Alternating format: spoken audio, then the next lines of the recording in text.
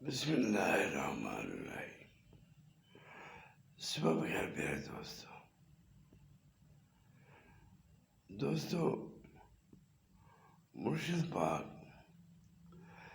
شیخ عبدالقادر جیلانی رحمۃ اللہ تعالیٰ علیہ فرماتے ہیں کہ محبت الہی یعنی اللہ کی محبت کے لیے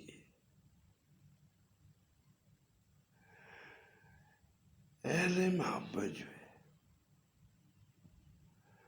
ان کا علم، ان کے پاس بیٹھنا یہ بہت ضروری ہے۔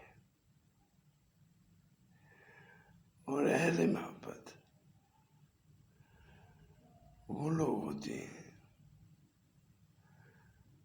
جو اپنے نفس کو چھوڑ کے اللہ کی رضا کے مطابق چلتے ہیں اور اسی کے مطابق